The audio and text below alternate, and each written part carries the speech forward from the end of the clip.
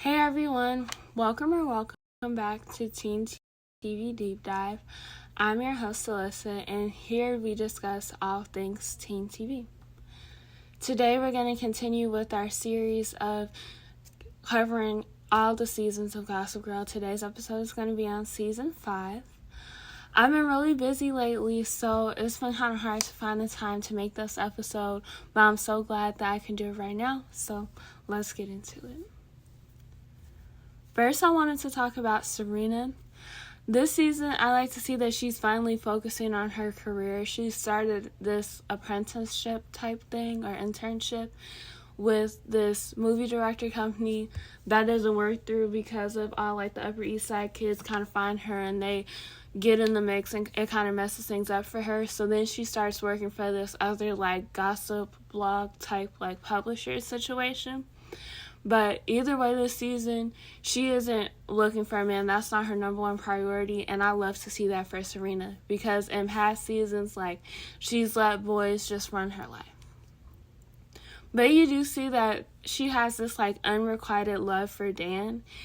I think it's because it's the one thing that she can't have, because any other guy can easily falls for Serena. He's ready to be in a relationship and commit to her, but for some reason Dan feels like he's too good for Serena and he's moved on and she's in the past. So I think that's why she's so obsessed with him. I don't think there's actually anything romantic left in their connection.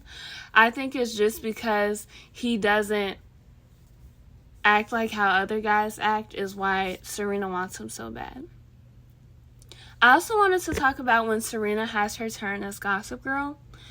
Throughout this season, we see that the baton is kind of passed off as to who's Gossip Girl. It kind of helps you cross a couple of people off your list. If you kind of have some suspicions about certain people, when it gets passed off, it kind of makes it even harder. And then you see the characters, grow suspicious of each other and try and figure it out. So it kind of creates more drama, but at the same time, as the viewer, it helps you eliminate some of those options. So when Serena has it as her turn, she takes it and she tries to utilize it to further her career more, because Nate was trying to limit what Serena had said, so instead she used it to blackmail him so that he want to publish her blog at I forgot what it's called, but Nate's journalism company.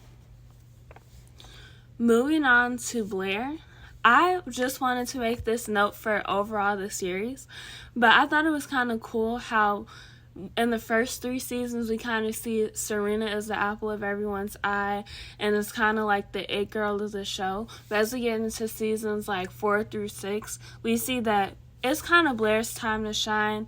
This season, there's a lot of male attention on her and just a lot of growth and development that happens to Blair's character. So I thought it was just kind of cool and realistic with how some friendships are. You and your best friend aren't going to always be on the same level. Some people are going to have better seasons than others, and that's fine. So I wanted to talk about Blair and her Prince Louis situation. So basically in season 4, when Blair and Serena spent their summer in Paris, she met this guy named Louis, and they hit it off pretty well. They were into the same art, and he liked how sophisticated Blair was and how good her French was for an American. So they spent some time together, and Blair found out that Louis was a chauffeur to the Prince of Monaco, and so she's like, ew, he's a driver, I don't want to talk to him, whatever. But turns out Louis was actually the prince. And so then, you know how Blair gets down. She all of a sudden loves him, and he kind of feels like the one that got away, because when she returns back to New York, they just kind of lose touch.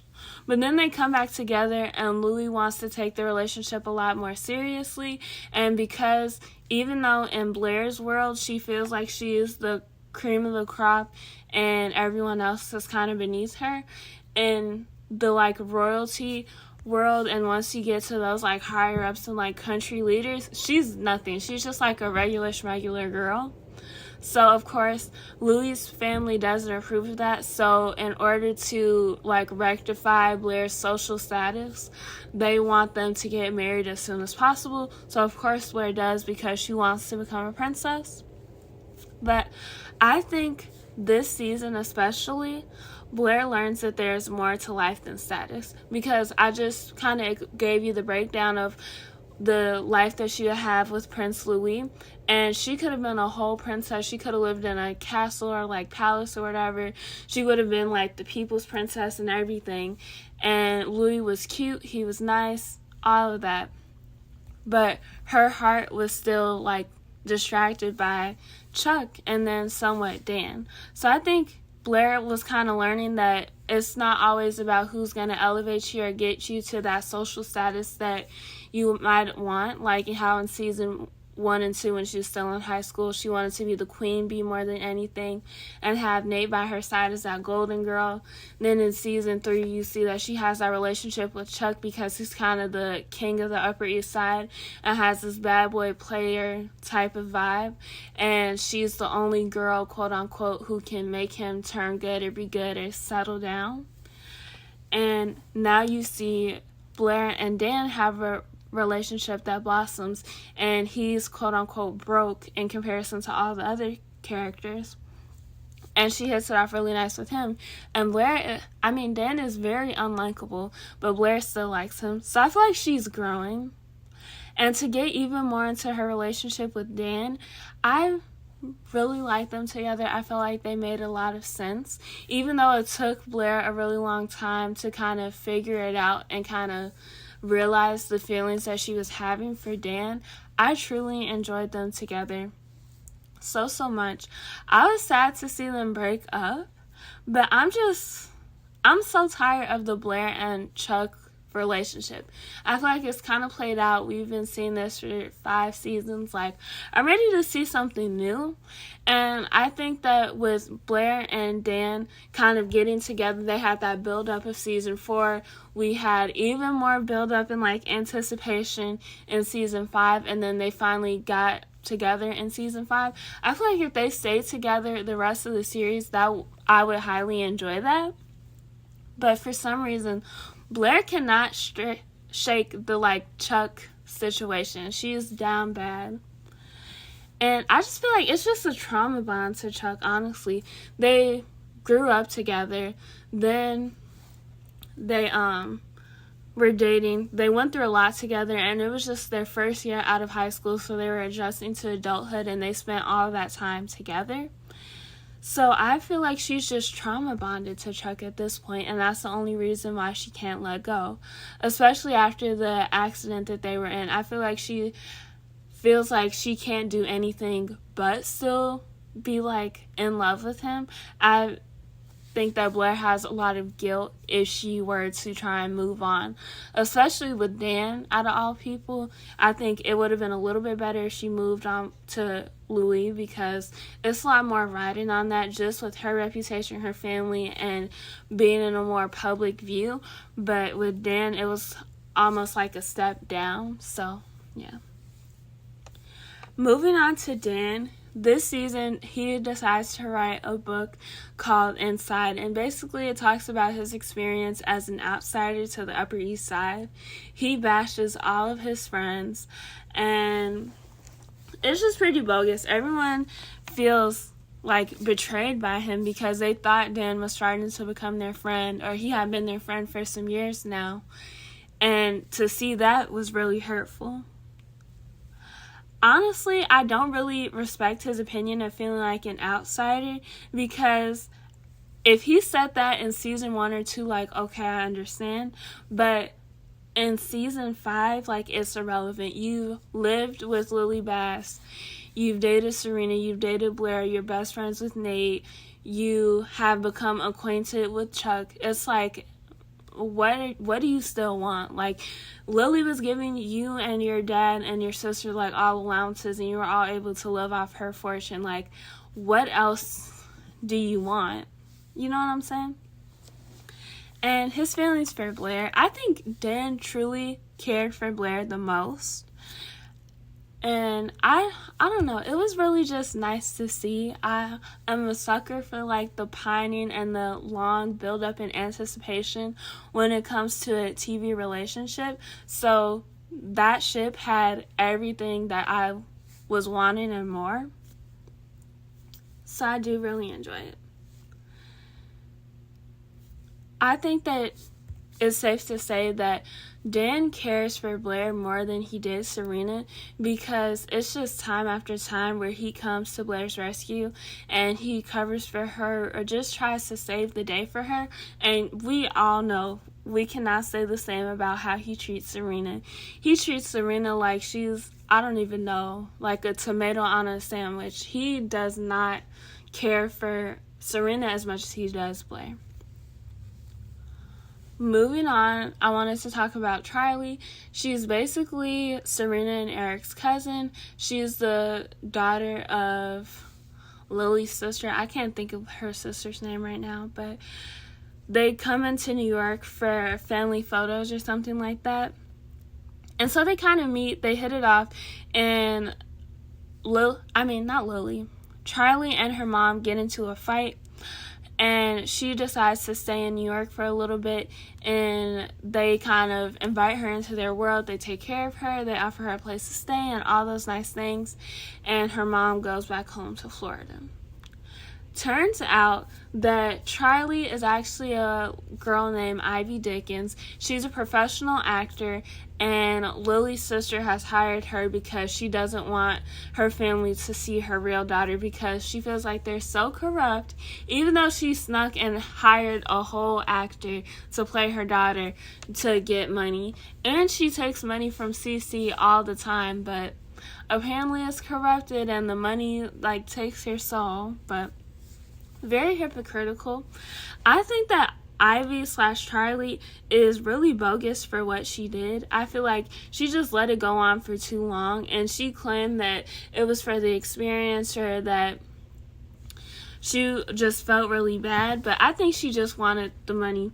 She didn't really do anything nice afterwards. She felt like she didn't owe anything to anyone afterwards, and it's like, girl, you basically embezzled money from them, and you laid in their house, and you're not even their family. You're a whole stranger, and she just tries to act like she's in the right. I didn't really dig that.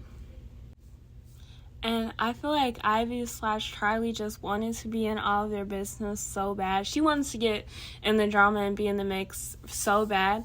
But it honestly delayed her whole little acting gig type thing even more. Because she had to spend months there, because being an Upper East Sider is a whole job in itself. They make whole shifts with the drama and the Gossip Girl blast and trying to take down people and scheme and all that type of stuff. It's work. You didn't see any of them get real jobs until season 5. In between seasons 3 and 4, they were literally they were on the hunt for drama, and that was their job. And she did get a couple of sympathy points for taking care of Cece while she was sick. I do kind of applaud her a little bit for that, but still didn't really rectify anything she's really done before that. Moving on to Nate, he's in his grown man era. One, he has a big boy job. He's the boss at a journalism/blog company, and he's holding other people accountable this whole season, and I'm so here for it. He punched Dan when he found out what the Insider blog was for. He's not here with all the drama with Blair and Chuck and Dan. He's telling them stand on business, and I truly love that for Nate. And with Serena, he do not care about Serena. He's so tired of her playing in his face. And now you see this season, he's looking for more meaning in his relationships. And he's trying to go outside of his typical bubble. Normally he dates all the other Upper East Side girls or the rich girls. And now he tries to go for someone that's more down to earth and humble, which I think is good, to try and go outside of what you're used to and go outside of your comfort zone, because what he's looking for isn't in his immediate circle. Moving on, I wanted to talk about Lily and Rufus, but kind of as a pair, because they don't go through too much this season on their own. But Lily is on house arrest after some things that happened last season, and becoming empty nesters because Eric is the youngest child and he just graduated. So now they're empty nesters, and their relationship is just kind of strained. And it was already hanging on by a thread just because, like I said, all the other stuff that's been happening with them. But now William comes back into the mix, and I forgot what was his whole reason for being there. But he's kind of created some drama between them, and their relationship just couldn't handle it. So they're now separated. I was really sad to see that because they were the one couple that I still liked from season 1. I feel like every other couple combo from season 1 is kind of played out by now, but they were so cute and so wholesome. I really wanted to see them be together longer, so I was really sad to see Lily and Rufus go. Moving on to Chuck, he claims to be a reformed man now, like he's all into philanthropy and doing the right thing, and this season, he's relentlessly chasing after Blair. Even though she has a man, even though she was about to be a princess, even though she was in a relationship with Dan, Chuck will stop at nothing to try and prove to Blair, to try and get her attention one last time, that he's the one for her. And I'm just tired of it, because when Blair was waiting for him to tell her that he loved her, he wouldn't say anything. Those lips were sealed. But now all of a sudden, when she's trying to move on with her life, now it's all this, oh, I love you, or when are you going to realize I'm the one for you? And I was kind of sick of it. I'm really over Chuck. I wish that he could be written out of the show in some way, shape, or form. I just don't really like him. And I don't know how many times we're going to do this, he's a good man or reformed or bad boy turned good arc. It's kind of played out by now. I'm ready to see something different. Now finally, like every show, we wrap up with talking about Gossip Girl and how it's kind of changed over the course of the show. I think that Gossip Girl is now, as more people get suspicious, and it's kind of like, who could it be? Now that we're out of high school, it's kind of less people that have those immediate eyes and like immediate access to us. So who is it? And everyone is just kind of looking at each other like, is it you? Is it you? So now she adds more people into the mix so that they'll get off her trail, like, oh, I'll attach it to this person, or I'll attach it to this person, and she gives them the login, and it creates even more drama because now it's coming straight from one person to the next. And now we see that Gossip Girl is getting in the way of their careers. Nate has decided to go into journalism and blogging as his career, and you see that Gossip Girl is like a highly renowned gossip blog, so it's competition and competing with his brand, and he's kind of losing out on money and business opportunities because of Gossip Girl.